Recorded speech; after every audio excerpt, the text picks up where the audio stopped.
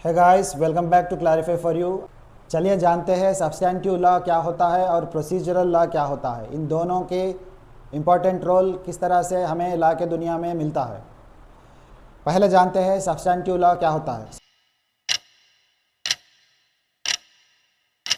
Substantive law मतलब ये हर व्यक्ति के राइट्स एंड लायबिलिटीज़ को डिफाइन करते हैं, मगर इस प्रोसीजरल लॉ एक ब्रिज की तरह होता है, उस सब्सटेंटिव लॉ के अंदर जान डाल देता है। मान लीजिएगा अगर इंसान के अंदर आत्मा ना रहे तो इंसान बेजान कहीं का नहीं रहता है।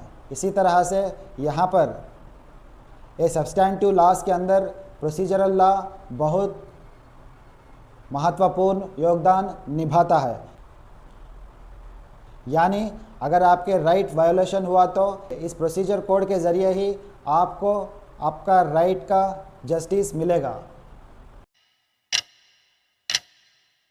यहाँ थोड़े विस्तार से चर्चा की जाए तो इंडियन पेनल कोड, यानी अगर कोई ऑफेंस हुआ तो वो कौन सा ऑफेंस हुआ है और उसका पनिशमेंट कितना रहेगा, हमें इसकी जानकारी भारतीय न्याय संहिता से मिलेगी।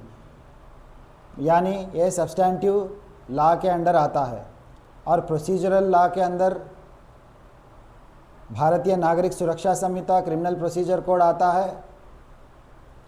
और यहाँ पर इस लॉ के अंदर हमें देखने को मिलता है कि अरेस्ट कैसे की जाएगी, इन्वेस्टिगेशन कैसे होगी और उसका ट्रायल कैसे होगा, फाइनली पनिशमेंट थ्रू इसी प्रोसीजर के थ्रू होगा। इसे प्रोसीजरल लॉ कहते हैं। अगर वो सिविल नेचर का केस हो तो सिविल प्रोसीजर कोड फॉलो किया जाएगा। क्रिमिनल नेचर का केस होगा तो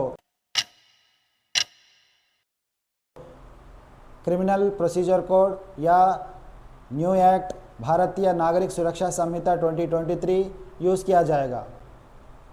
और ऑनरेबल हाई कोर्ट्स के under civil rules of practice और क्रिमिनल रूल्स ऑफ प्रैक्टिस के लॉज स्पेसिफिकली फॉलो किए जाते हैं। इस वीडियो में इतना ही, फिर मिलेंगे अगले वीडियो में। Until then bye.